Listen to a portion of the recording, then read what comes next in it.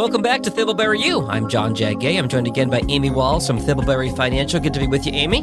Jag, it's always fun to talk to you. And we're going to cover a fun topic today, or at least one that seems fun, and that is windfalls. I know back in January we had the two giant lottery jackpots, Mega Millions and Powerball, and between the two of them, they were over $1 billion, and everybody's kind of thinking, oh, I would buy this, I would do this, what would I do? So today we're going to talk about windfalls in general. So what do you mean by windfalls just in a broad sense? What I mean by windfalls is money that comes at you suddenly. Often it's unexpected, but it doesn't have to be. So you mentioned the lottery. Yes, that's absolutely it.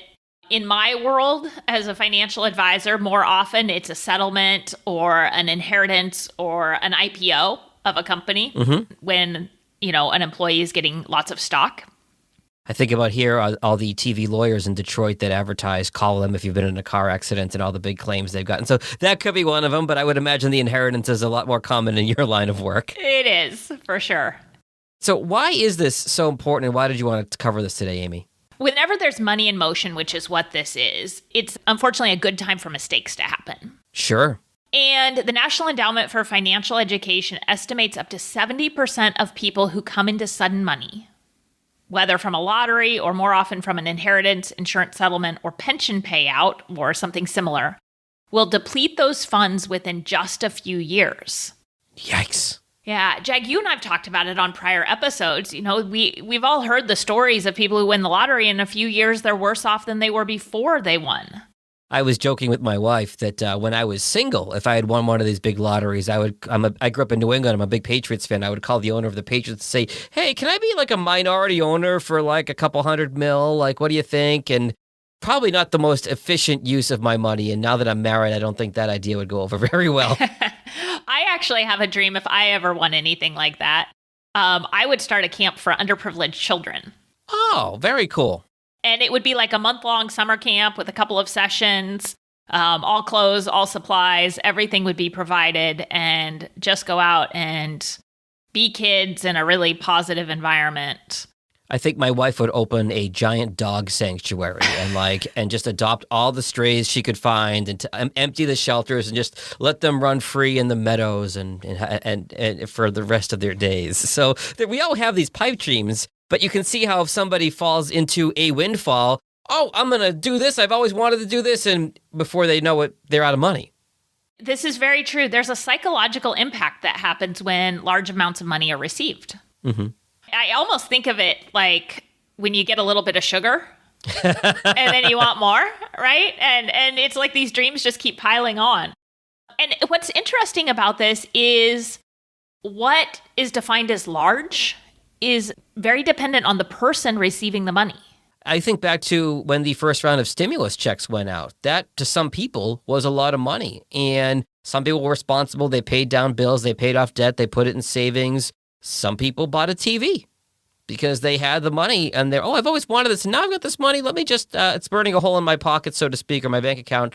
Let me get that TV for the big game coming up. Yeah, absolutely.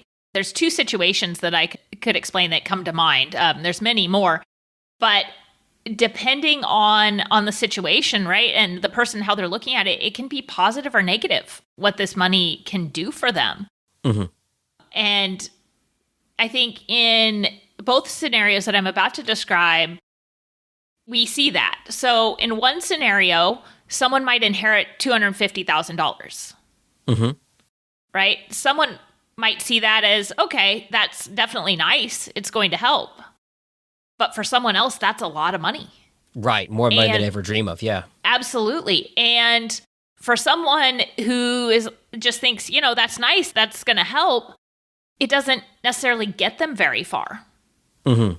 Right. But for someone else, that might be what they need to get them through retirement. It all depends on what else they have done and what their expectations are going forward. Another example would be, let's say someone inherits $2 million or $3 million, right? That oftentimes is really going to change someone's situation. But if all of a sudden you think, well, now I'm going to quit my job. Oh, I'm going to upgrade my house. I'm going to send my kids to private school. I'm going to fund a Harvard level college education, you might find that money isn't going very far at all. Yeah, $2 or $3 million doesn't get you as far as it used to. No, it doesn't. So yes, it can really depend on your financial situation. Everything is relative. How much to you is a lot of money? But I also think it depends on where you are in life too. When I was a 23-year-old radio DJ making $20,000 a year, I was like, okay, I can live on this. Or, $30,000. That was a lot of money to make in a year when I was, just coming out of college. But my perspective on that has changed now that I'm 40. Yep. I have very different conversations when a 30-year-old client comes into money versus when a 55-year-old client comes into money. Oh, I bet. Yeah, they just have very different priorities and very different ideas around how far that money will get them. And I will share that usually the one that's older has more financial education and knowledge and is better prepared to handle the money. With age comes wisdom. Mm-hmm. So, Amy, if somebody finds themselves with a windfall, regardless of how you define it, how do you avoid the pitfalls that we've been talking about in the first few minutes here? The first would be, if you can, to plan ahead. Okay, how do you do that? How do you do that?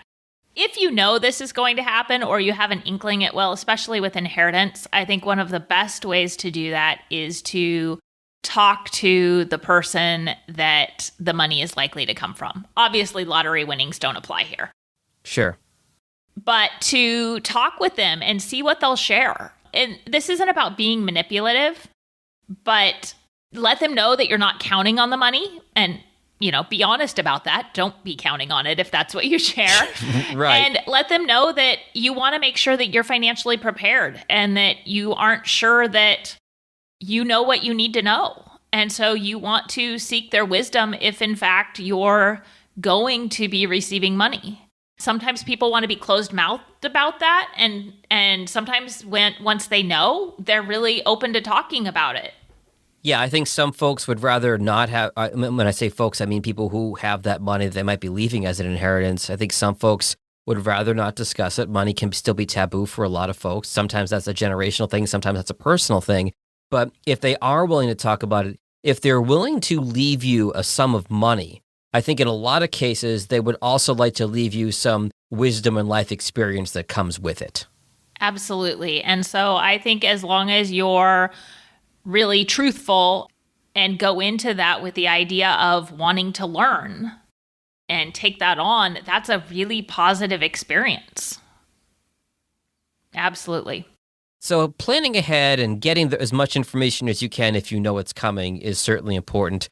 What about once this happens, once the inheritance is in your bank account, once you have the money, what's next to avoid the pitfalls? Yeah, I think this actually starts even before the money's in your bank account. Okay. So in the event of an IPO or an inheritance, and again, it's going to depend, on the size of the inheritance, right, to some extent.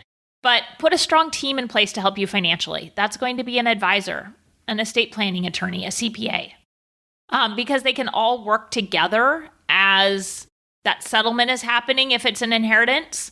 If it's an IPO, you're initially going to need your financial advisor and a CPA. Yeah. That can work hand in hand to give you advice and let you know what to do.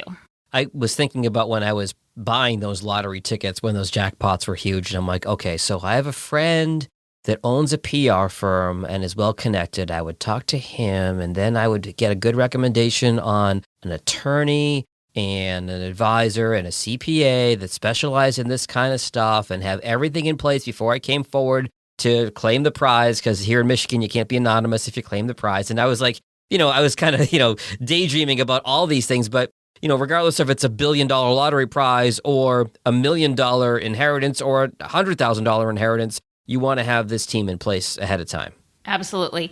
I think you just touched on the other thing that I'd say about what you should do if this happens, and that's to keep quiet. Yes. Not to your financial team. With them, you need to let it all out there. Put it out there. Don't hold back on what you're thinking and what's coming.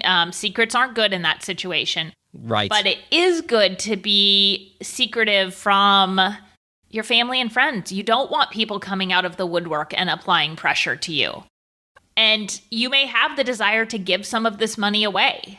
Figure it out with your financial team first before you start doing that. Know how much you can give away and still meet your goals. I'm going to use the radio analogy again here, just drawing on my own personal experience. When I was a radio DJ, whenever a big concert would come to town, people I hadn't heard from in forever. Hey, I heard that concert's coming to town. Any chance you can hook me up with tickets? I'd love to go see this artist when they're in town. No, I haven't talked to you in months or years. And I can imagine if I had won the Powerball, the kid that stuffed me in the locker in high school would find me on Facebook. Dude, how you been? It's been a long time. What's going on? Yeah, go away. Yep, exactly. So you want to protect yourself. And the thing we haven't touched on as we've talked through this is that with windfalls, there can be a lot of emotion. Yes. And guilt is often one of those. Guilt about having money and having this privilege. That can be preyed upon by people. Oh, geez, I have all this money. This person really needs it. I really should help them out. No, this is what you do with a team, and you figure out what's reasonable to do and what's not, and you have to figure out where to draw that line. I know for me personally, my personality is that I'm a people pleaser. Like, I would want to help everybody, so I would definitely need somebody in place to keep me in check and say, hey, let's not do that right now. Like, let's make a list of what we want to do. Some of my clients, and it's not quite to this extreme, but they'll joke that, they'd have to ask me before they can give any money away or they can do anything, and they'll use me as their excuse. So you're like a shield, yeah. Yeah, the team can give permission, but they can also be that shield to protect you. You could kind of have like a blanket statement whenever anybody asks you for anything and say, listen, I hear you. This is something I'd consider, but I have put something in place that no decisions can be made without sign off from my team. It's to protect myself. Yeah, that's a great idea. Another thing to do is to make a wish list. Okay. That's a wish list of what you want. It's the dog ranch for your wife. It's the camp for me. And list the things you want and the things you want for other people. Mm-hmm. And then give that list as part of this whole process to your team to say, here's what I want. Here are the priorities. But you need to have spent some time being really intentional about that list. Yeah. And know that if it's not on there, it probably shouldn't land on there when someone does come out of the woodwork. And it goes back to something we hit on in almost every episode, Amy, which is a plan, having a plan. And this wish list goes right hand in hand with having that plan. Absolutely.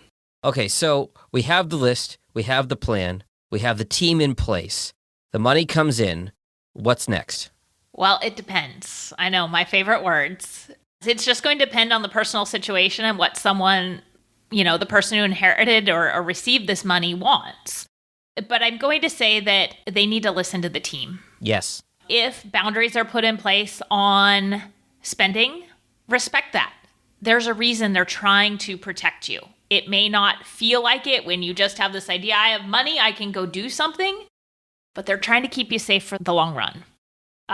Save appropriately. Right? There may still be a need to save. Yes. You may not feel like it. You may not like that. We talk about control and influence and things you don't control and influence, but make sure you're taking that advice of how much you need to save and actually saving that if it applies. Right. And then lastly, take responsibility for mistakes. That's so important. So important, because if you don't take responsibility for the mistakes that you make, and there's probably going to be some spending mistakes. There probably will be. Mm-hmm. You won't learn, and you're likely to keep making more spending mistakes, and then this money is gone. Sort of a rule that's true for life in general.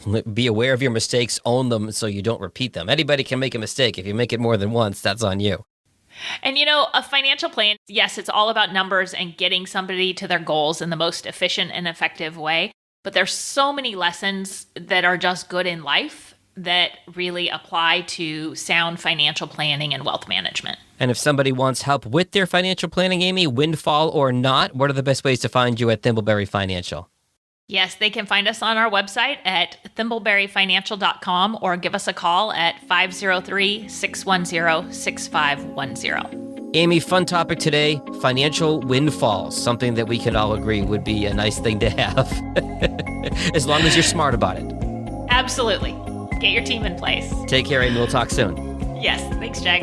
Registered representative. Securities offered through Cambridge Investment Research, Inc., a broker-dealer, member FINRA SIPC. Investment advisor representative. Cambridge Investment Research Advisors, Inc., a registered investment advisor. Cambridge and Thimbleberry Financial are not affiliated.